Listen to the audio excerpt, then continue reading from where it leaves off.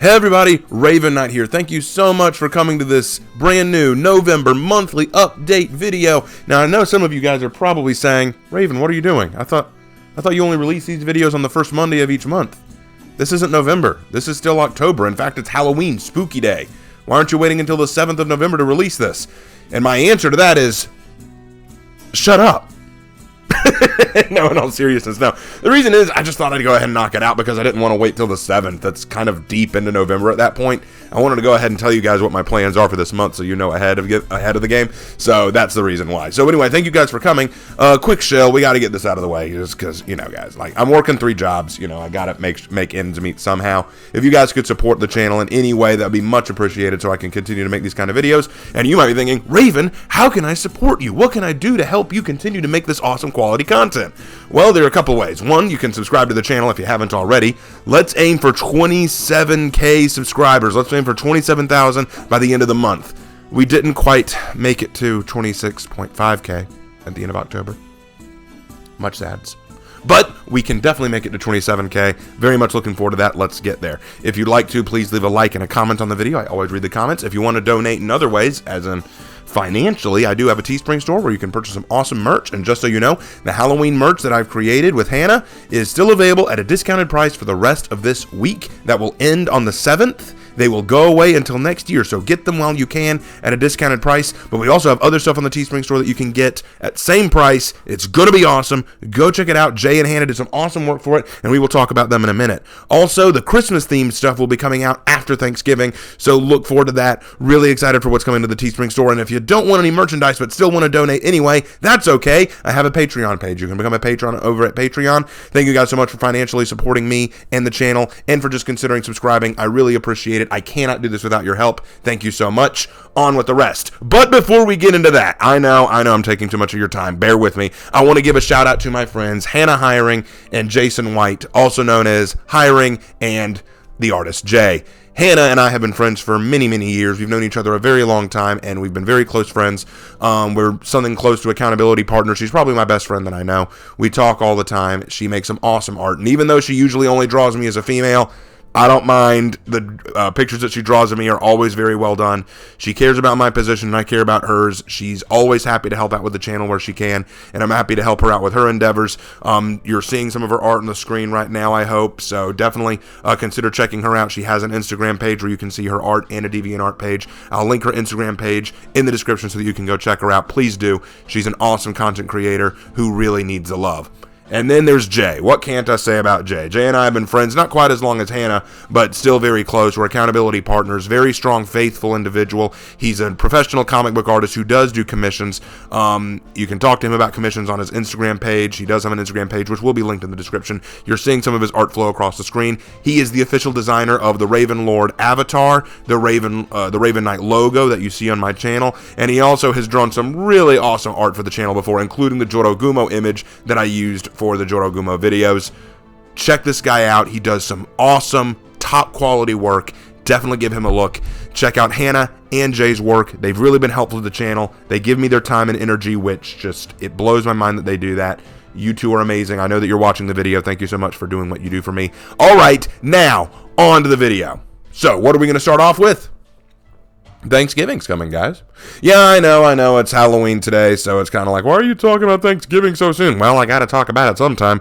I will be spending Thanksgiving with my family, so I will not be making any videos during the time that I am with family, because I cannot bring my computer or PlayStation 5 or anything with me when I go to visit family, obviously. So that will be a break from making content. In the meantime, I'm going to be making some other content on the channel. Well, I say that, but at the same time, I should preface this. This is kind of important, guys, but it's weird. I've been feeling like I've been letting my writing slip lately. So even though I'm still going to release stuff for the channel, and I'll talk about what stuff in a moment, this month I'm going to kind of dedicate to writing. I want to get some more writing stuff done. I want to write some more stories. I've been leaving a lot of my stories behind. I want to work on that. So I'll be releasing some content, but this might be a little bit slower this month in terms of YouTube content. That's why I asked you guys to please donate and consider supporting the channel, because this is going to be a slower month. But that doesn't mean I'm going to neglect it. You're probably wondering, what are you going to give to YouTube this month? I'm glad you asked. I'll answer that now. Let's get into it and start off with For Honor. So For Honor this month, what are we looking at? Well, I want to apologize first of all. Last month, I promised that I was going to try to get 2 chapters of For Honor and Glory done, and I didn't get any done. That was an epic fail on my part. But I'm going to try to make up for that. I want to do those 2 For Honor and Glory chapters this month and get those out of the way. Very excited to write those, so look forward to those coming up in the future. I'm also doing my Zhongjun Legend video. It will be on Tianxiang. He is one of my favorite legends that I've made. I made his story a long time ago. Been really looking forward to releasing this. I hope you guys are excited. I have been dying to do this. In fact, how are y'all enjoying the Legend series so far? Did you like the pirate one? I know a lot of people don't like pirate. In fact, I had a fan in the community who said, I didn't watch your pirate video because I don't like pirate. It's nothing against you, I just don't like pirate. And I was going, oh, well, okay. That makes me sad. Makes me think about people who voted for a certain politician because they didn't like the politician who was already in office, and that was their only reason. Well, topical. Moving on. I also want to announce that General Fujikiyo, another For Honor content creator that is relatively new coming, but still a very talented individual, he has asked me to help him with a video. That video should be coming out very shortly, I hope. It's going to be very cool. It's going to be talking about yokai and folklore again and a little bit more about the Halloween event. Was glad to help him with that video. Look forward to that. It is coming.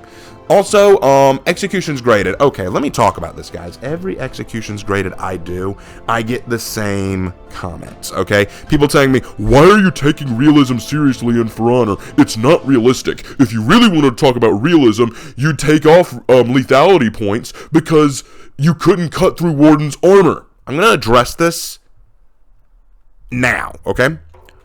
Yes, in the video, I'm looking at the warriors attacking Larry the Warden. But what if I'm fighting a shaman, or a ninja, or a Shaolin who are not armored in the same way Warden is? Do I still apply that same grade, but even though the armor's completely different? No, so what I do is I don't count the armor of the victim. I don't count their armor. I assume that they're just wearing minimal armor. Because if I do count for armor for Warden, then most of the executions would not be lethal, and I couldn't count any of them for any character, and it would be entirely inconsistent. So that's why I do that. Second, I also get people asking me, dude, what the heck is with efficiency? What does efficiency mean?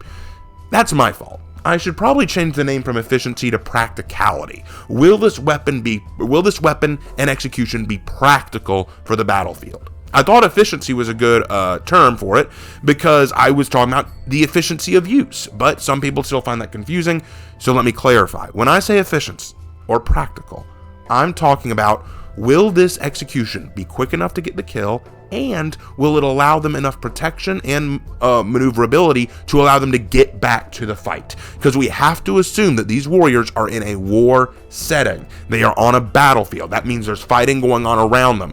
And if they say, all right, I'm going to execute you, but I'm going to make it look cool. I'm going to throw my weapon on the ground and beat you up with my hands.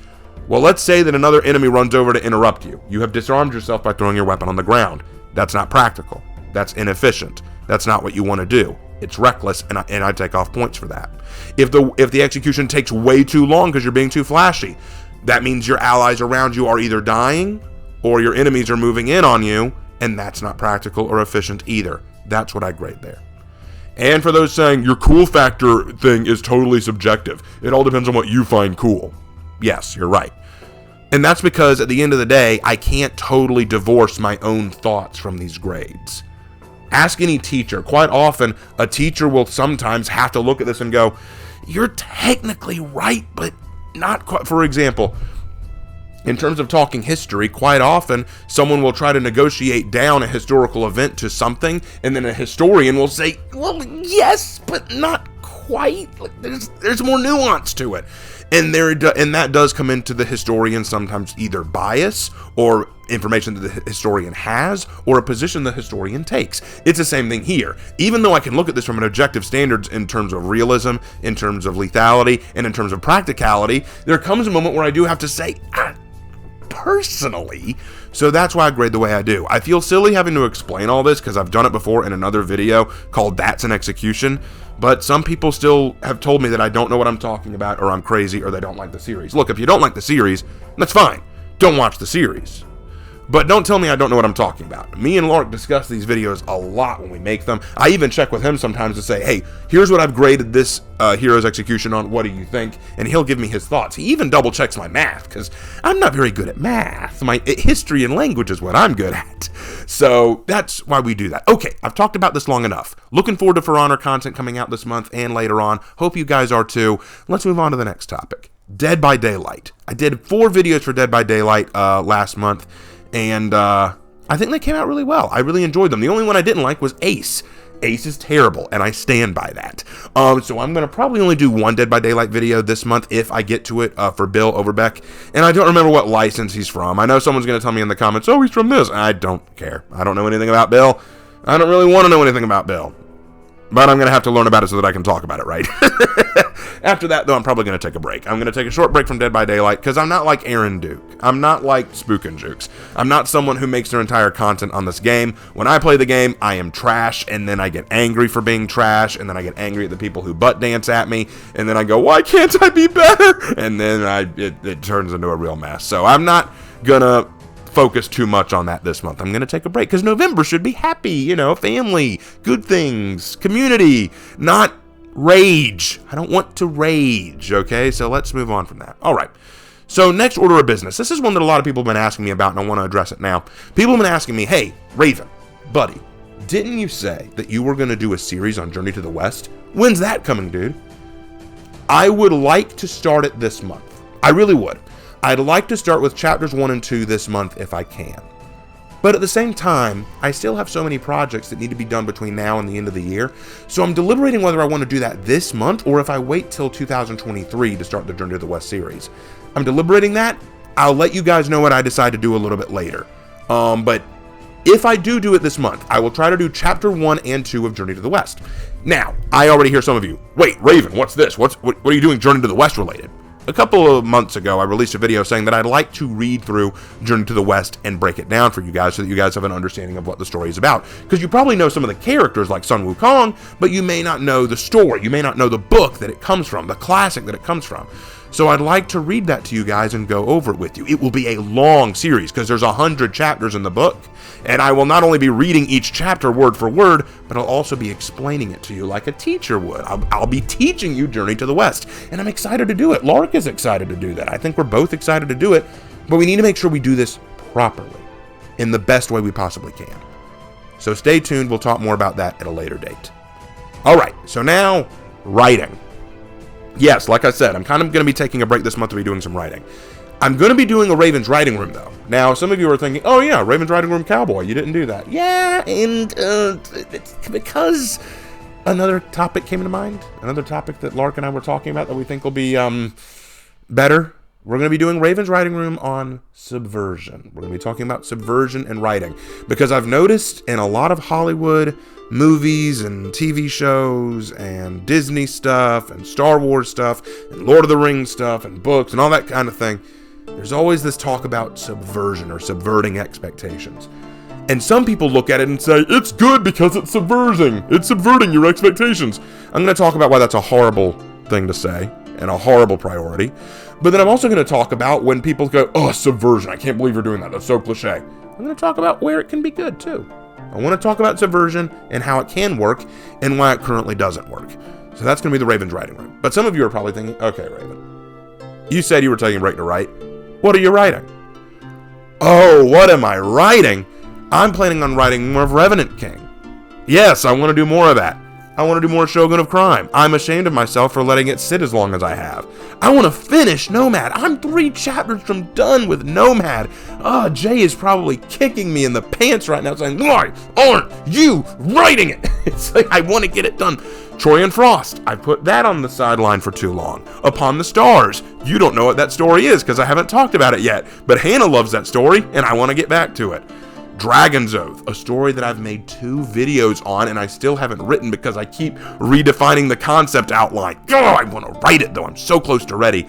Lead Her Home, a short story based on a Chinese poem. Why can't I get that done? I've had that planned for a while. And then Hiccup. Oh, Hiccup. You haven't heard about that story either. And that's because I only came up with it 2 months ago. But it's still in its concept phase. Oh, how horrible the concept phase is. You see, guys, I have a curse. This curse has plagued me for many years. It is a blessing as well as a curse. My mind is always active.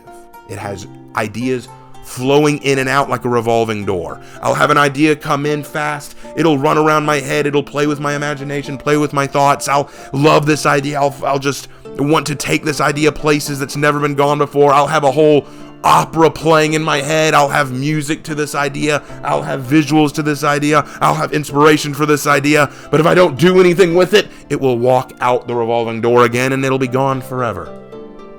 You have no idea how many story ideas have done this to me. So I try to write as many stories as I can down, or at least get concept ideas down for them so that I don't lose them. So that I can say, no, stay a little longer. We could do such wonderful things. And that's why people say, Raven, how do you write all these stories? Because all of them are ones that I've gone, no, this is too good. I must write down the ideas. And then I create them. That's kind of what story sharing that I do every Monday has become. Me sharing with you some of these ideas that I've had so that they still resonate, so that I can still remember them and you can kind of see what crazy stuff goes on in my head, for better or worse. My head is a scary place, guys. You know Wonderland, the world created by Lewis Carroll? It exists and it's in between my ears. It can be a wonderful and scary place. Okay, joking aside, let's start to wrap up this video. All right, so what about response videos? I know that everyone loves my response videos. People did not apparently like when I made fun of the new Velma show. I got some hate for that. And to those people, I have to say this. Cope. I'm not the only one who doesn't like what they've done. Pretending like I'm some kind of bigot because I don't like it is ridiculous. Yeah, I think it's dumb. I think what they've done is awful. I want to do more response videos, guys. I can't wait to do more, but the problem is I can't do any more because I'm out of content to do it on. Well, that's not entirely true. I have some content, but it's very old content, and I hate when people leave comments saying, oh, this is bad because the content is old. Why are you looking at old content? Two reasons. Number one, I don't have any other content to look at. And two, being old does not mean immune from criticism. I mean, if I find a piece of historical documentation that has flaws, I'm not just going to ignore it because it's 50 years old. I'm not going to go, oh, well, yep, it's too old. I can't look at it. I can't critique it. Why would anyone do that? People critique the Bible all the time. Oh, it's too old. Anyway, so if you guys find any good articles on CBR or Tumblr pieces or videos or something that you'd like me to respond to, please send them my way.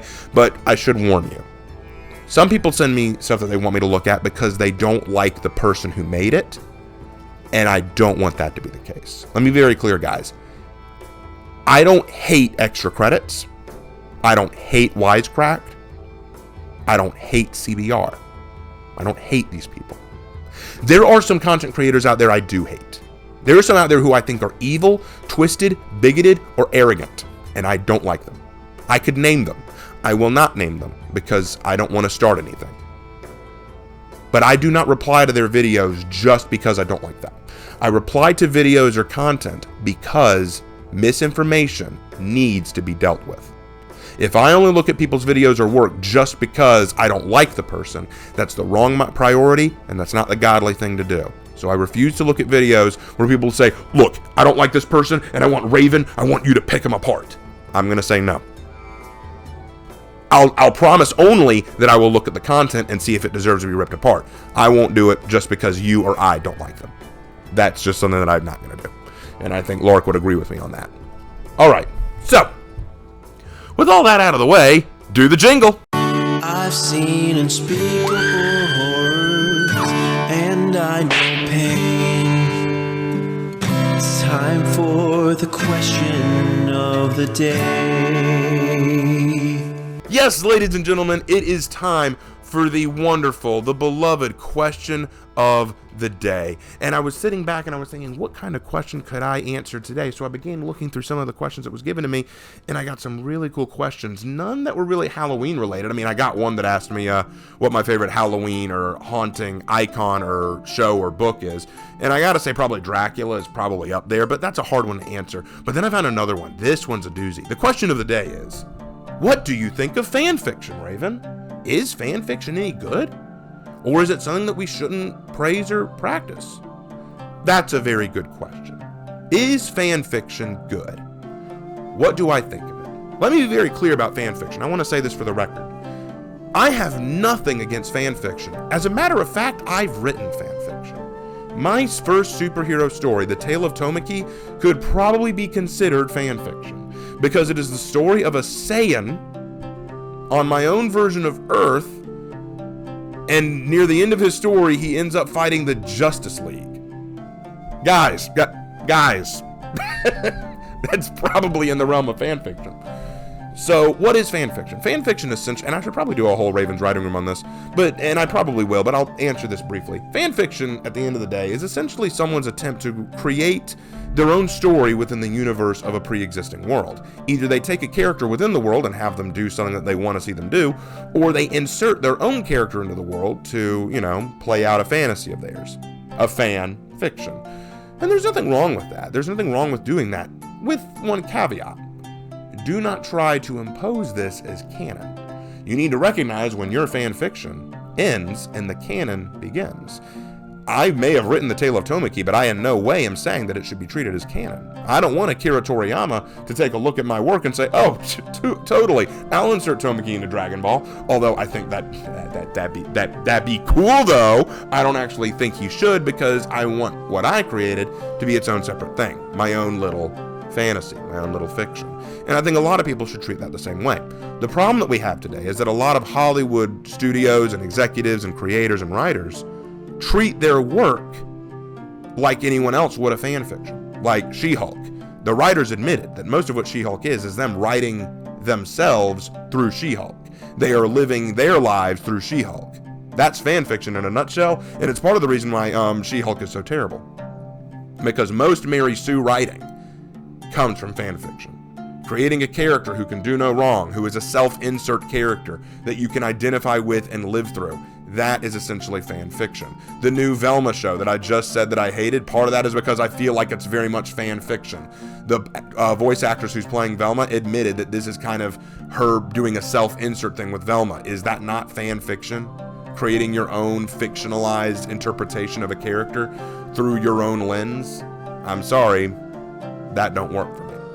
If you left it alone and just said, no, this is the way I want to see Velma, and I'll keep it to DeviantArt or Tumblr or whatever website you want to, that's fine. But when you try to force it as canon in a world that people already respect and know and recognize, then you got a problem. Because people are going to point at this and say, that doesn't make sense.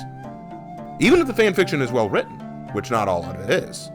And there can be some well-written fan fiction. I remember that some time ago, someone wrote a fan fiction where they wrote out how Robute Guilliman, the revived Primarch from Warhammer 40k, would have met the Emperor and how that conversation would have gone. It was phenomenally well written, and I thought it very well could have been canon because it felt legitimate. But the man who wrote it did say, no, this is my fan fiction. I am not taking away anything from what Games Workshop created. He recognized the boundary, even though I would argue it could have been canon. I think the reality that we need to recognize is that fan fiction isn't inherently bad. There's nothing inherently wrong with fan fiction. The problem is the way people treat fan fiction. Some people treat fan fiction as if it is my own sacred cow, it should never be hurt, it should never be touched. In fact, it should be canon. And if you disagree, well, you're offending me and hurting me, and that's wrong. No, your fan fiction exists within your own mind, within your own imagination, and that's where it should live. If the creator likes what you've made and wants to add it to their original canon, great. But don't insert it yourself and expect people to love it, particularly when the thing you're inserting it into, be it Star Wars, Lord of the Rings, Harry Potter, or whatever, especially when you didn't do it with the consent of the original creators, and when you did it without considering the fans as well. Quite often the problem with fan fiction is, since it's your own fantasy, you don't consider the other people who watch and follow this stuff or the continuity that they care about. You will create your own rules to suit the fantasy, and people will notice and get upset, and then don't be surprised when they come after you for it. That's my stance on fan fiction. Again, nothing wrong with it. I've written my own. I don't think there's anything wrong with writing fan fiction, so long as it's done in the proper way, the proper context, and done with the proper amount of respect shown to the original creation. So, I think that about wrap things up for today. Thank you guys so much for watching this early monthly update video. I hope you guys enjoyed everything. I hope you guys are excited for what's coming this month. I know I sure am. Thanksgiving's going to be very interesting. I do expect it to be a bit of a slower month, but that's why I need your help on the support side. All the links for doing so will be in the description below. The links to see Hannah and Jay's work will also be in the description. I hope you guys have a great month. I'm looking forward to what's coming. And as always, I will see you in my next video. Take care.